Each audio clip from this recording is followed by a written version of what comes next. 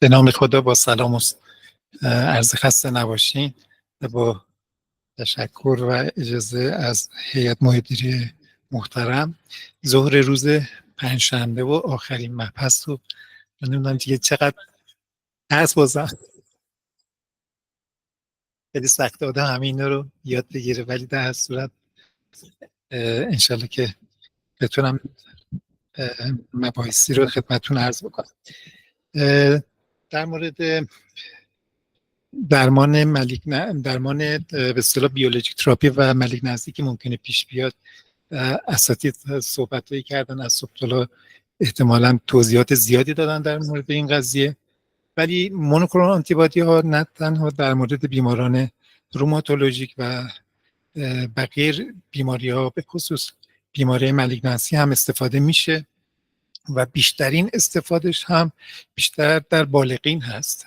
خوشبختانه ما نسبت به بالغین 1% جامعهمون مالیگنسی دارن. 1 تا 18 سال 1% جامعه، 99% مال بالغینه. و خب هم اونا بیشتر دارو رو مصرف میکنن و همین که شما ببینید که روماتولوژیستای بالغین هم بیشترین مصرف مونوکلونال آنتیبادی ها یا داروهای به اصطلاح این شکلی رو مصرف میکنن و طبیعتا اونها بیشتر تجربه دارن از این قضیه. اولین بار افرادی که خب صاحب نظر بودن و جایزه نوبل گرفتن و به خاطر این داروها مطرح شدن، از جمله این آقا ریسپتورها رو شناختن و بعد آنتیدوتش رو پیدا کردن. ماحصلش شد این داروهایی که ما داریم استفاده میکنیم و یکی از داروهایی که بیشترین دارو استفاده هستش بیولوژیک مارکرهایی که هستش که تو روماتولوژی استفاده میکنه، ولی مسئله این هستش که این داروها به جا و افکتیو مصرف بشه.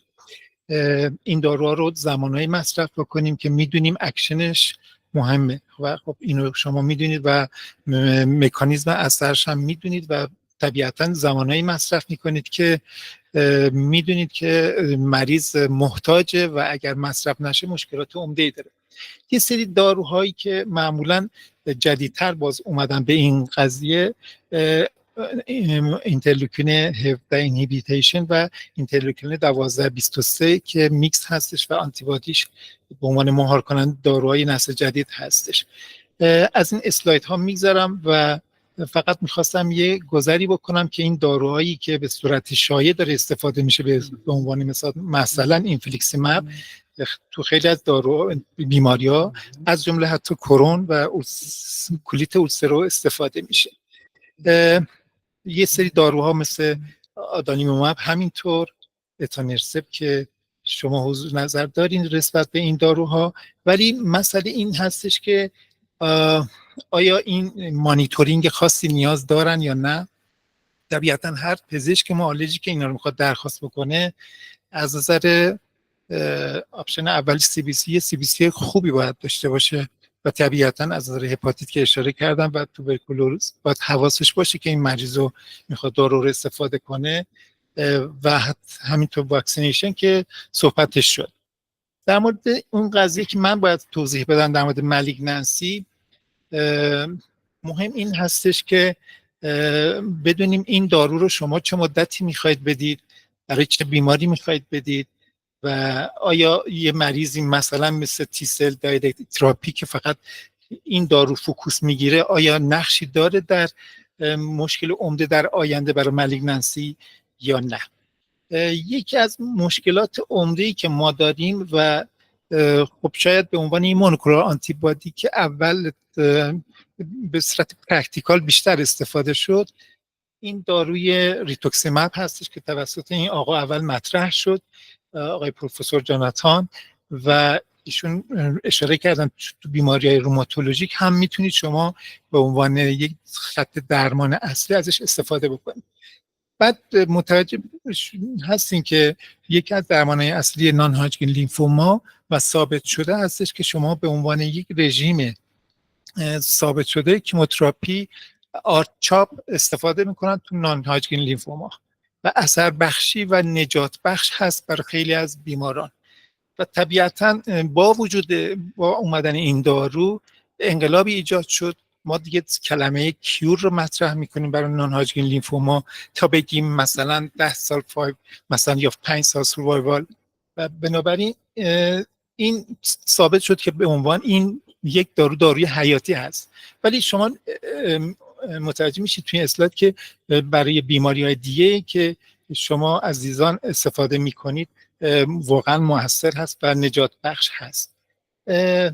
داروهای بعدی که باز اومد تو بازار و الان هستن و اساتید همه در جریان هستن من اشاره نمی کنم، ولی یکی از داروهایی که باز اخیراً مطرح هست به اصطلاح GM-CSF ریسپتور آنتاگونیست هستش که اومدن اشاره کردن که این دارو با دوزهای مختلف مقایسهش با پلاسبو و اثر بخشیش رو در مقالات ثابت کردن. از جک اینهیبیتورها هم میدونید که به عنوان یک درمان اصلی در کیموتراپی، در قبل از پیوند، بعد از پیوند، GVHD که پیش میاد تو بیمارانی که پلیسیستمی ورا دارن هم استفاده میشه و یکی از درمانهای خوب هست، ولی متاسفانه دارو گران هستش.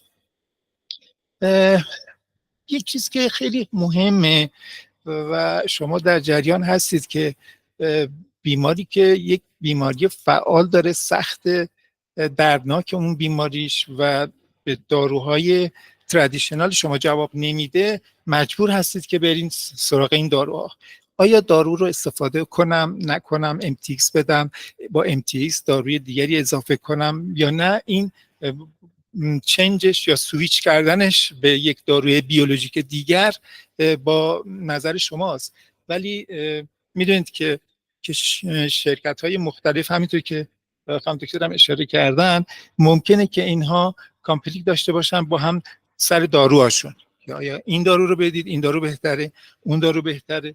این مشکل عمده‌ای که ما داریم تو بچه‌ها خیلی مقالات نداریم، افراد کمتر استفاده کردن و بیشترین ترایالای ما تو بالغین هستش که خب حالا اون دارو رو نسبت به این دارو آیا بهتر هست یا نیست، اثر بخشیش و عوارضش. چیزی که هست در پرگننت ها، در پدیاتریک، در سنای بالا ما معمولاً باید به اصطلاح مشخص بکنیم، بالا پایین بکنیم، ببینیم که سود و زیان دارو در چه حدی هستش. در مورد بچه ها همینطور که اساتید میدونم و بعد قضیه FDA اپروف داروها مشخص شده، این داروهایی که در اینجا هستش و شما بهتر از من میدونید در مورد بچهای بالا 2 سال هم اپروف شده و استفاده میشود که به عنوان خط اول یا گاهی خط دوم استفاده میشه و شما ازش سود میبرید برای مریض. ولی در مورد بالغین به خصوص سنای بالاتر دیده شد که درمان اینا ساید افکتشون خیلیشون کمتره، یعنی تحمل میکنن و بعضی از داروها به خصوص در بعضی از بیماری ها بسیار ارزشمنده. مثلا در شوگرن دارویی که استفاده میکنیم مثل اینفلیکسیماب و اتانرسب و به خصوص بعضی از بیماری های دیگری که تو بالغین مثل سیستمیک اسکلروزیس که میان از TNF اینهیبیتور استفاده میکنن. ولی مشکل اینه که آیا این داروهایی که استفاده میکنید زمینه رو مهیا میکنه برای مالیگننسی یا نه؟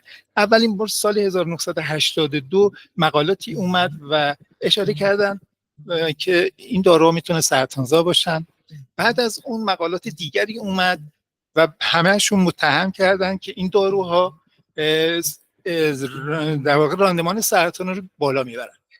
ولی نهایتاً آنالیزها و مقالاتی که بعداً اومد این قضیه رو رد کرد و اشاره کردن که این داروها همشون نمیتونن این قضیه رو ایجاد بکنن. دلیل آوردن، دلیلاشون هم خیلی منطقی بود. یکی از دلیلاش که ریسک کنسر رو اضافه نمیکنن این بود که یکی از مقالات که خیلی هم ارزشمند هست بین سال 2001 تا 2015، یعنی 15 سال اینا کار کردن و 1374 تا بیمار رو انتخاب کردن، داروها رو بهشون دادن دیدن که از این 1374 تا که یه تعدادشون هم بعد از تو مقاله هست شدن به خاطر که به اصطلاح زمان خیلی طولانی بود، 15 سال بود، 921 شو اینکلود کردن. 87% چون TNF اینهیبیتور استفاده کرده بودن و بقیه داروها رو استفاده کرده بودن و کلا تو این 21 تا بیمار نوپلازی یا سرطان پیدا کردن به خصوص بعد از این داروها. خب جالبه بدونیم که از این تعداد جمعیت بیشترین افرادی که دچار سرطان شدن اونهایی بودن که TNF اینهیبیتورها رو مصرف کردن و بقیهشون هم عواملی که لاین دوم این نمودار ملاحظه می‌فرمایید. جالب بدونیم که زیر 40 سال اصلا نمونه‌ای نداشتن، یعنی تو این مدت 15 سال هیچ کیسی که مالیگننسی به دنبال مصرف این داروها باشه رو نداشتن، ولی مدین ایجشون تقریبا 61 سال بود و مسئله این هستش که شروع مالیگننسی و بعد از 70 سالشون 4 تا کیس بیشتر نداشتن. خب آیا این ارزشمند بود این مقاله؟ بعد هم مقالات دیگری باز اومد، ولی تو همین مقاله که اشاره کردم دو دقیقه دیگه چشم. ولی تو همین مقاله که اشاره شد شایع‌ترین کنسری که وجود داشت کنسرهای ریه بود، بعد کنسرهای به اصطلاح پستان بود، ملانوما بود و لیمفوما که از اینا کنسر ریه بیشترین تعداد بود و همینطور که در این آپشن ملاحظه میکنید لان کنسر 5 تا از این بیماران دچار کنسر ریه شده بودن و زیر 40 سال همینطور که اشاره کردم اصلا نداشتن مریض. انسیدانس مالیگننسی تو جنرال پاپولیشن چقدره؟ آیا افرادی تو همین سن چقدر دچار کنسر ریه میشن؟ مسئله که هست اینه که ریپورتی که توی اروپا وجود داره، انجمن ایتالیا، اینه که از هر 3 تا خانم و از هر 2 تا آقا یکیشون دچار کنسر میشن و در مورد برست کنسر و پروستات کنسر 1 در 8 تا و در مورد ریه 1 از هر 10 تا مرد و 1 از هر 37 تا خانم دچار کنسر ریه میشن و بنابراین اون مطالعه‌ای که انجام شد تو اون حجم نمونه ارزشمند بود از این جهت که خیلی تأثیری نداشت داروهای مونوکلونال آنتیبادی که استفاده میشد در درمان بیماران روماتوید. بنابراین این قضیه کمتر دیگه مطرح شد که مقالات بعدی باز اومد، متا آنالایز های دیگری که تو سالهای مختلف من دیدم اشاره شد، یه سریشون میگفتن که یه قدری بیشتره ولی اختلاف های معنیداری نبود و نهایتا این قضیه خیلی مهم بود که بعضی از بیماران روماتولوژیک از جمله روماتولوژیک مثلا سنای بالا دچار کرونری لاگ اینفکشن هستن یا یه بیماری زمینه ریه‌ای دارن یا سیگار مصرف میکنن، اونها هم اثر دارن رو بیماری زمینه‌ای که باعث سرطان میشه. ولی در مورد بعضی از کنسرها از جمله مثلا کولورکتال و برست کنسر اشاره کرده بود که در طولانی مدت حتی به اصطلاح احتمال مالیگننسی کمتر از جنرال پاپولیشن. چراشو در واقع مشخص نشد، ولی تئوریایی که آوردن اینه که استفاده از به اصطلاح انسیدایی که میکنن تو این بیماران ممکنه در بیماران روماتوید آرتریت استفاده میکنن شانس مالیگننسی رو کمتر بکنه. در هر صورت ریسک بعضی از بیماری ها به خصوص مالیگننسی در بیماران که پسوریازیس دارن یا AS دارن معمولا نوشته بودن که بیشتر هست، ولی در هر صورت شما به عنوان ما به عنوان یک کلینیسیان باید حتما بالا پایین بکنیم و نهایتا انتخاب بکنیم که آیا بیمارمون نیاز داره که این دارو رو استفاده بکنه یا نه. ولی در هر صورت شما باید کاست رو بسنجید، مریض رو بسنجیم و نهایتا متوجه بشیم که کدوم یکی از این داروها رو برای مریض استفاده بکنیم هر مریض رو باید پرسونالایز تراپی بکنیم، انتخاب بکنیم و نهایتا تصمیم بگیریم برای اون جامعه. خیلی ممنون. خیلی ممنون آقای دکتر. این بحث این آخر جلسه انشالله دکتر. بحث مهمی این موضوع، دغدغه همه ما این بحث هست که در آینده برای این بچه‌ها چه اتفاقی میفته. البته حالا با استناد صحبت های دکتر مطالعه در بچه‌ها وجود نداره یا خیلی کمه، ولی به استناد بزرگسالان هم از ظاهر خوشبختانه خیلی این قضیه ارتباطی وجود نداره. امیدواریم که در بچه‌ها هم همینطور باشه و این نگرانی برطرف بشه، با خیال راحت‌تر بشه این داروها رو استفاده کرد. آخرین سخنران استاد عزیزمون سرکار خانم دکتر نمازی، استاد داروسازی بالینی دانشگاه علوم پزشکی تهران، در رابطه با نقش جک اینهیبیتورها در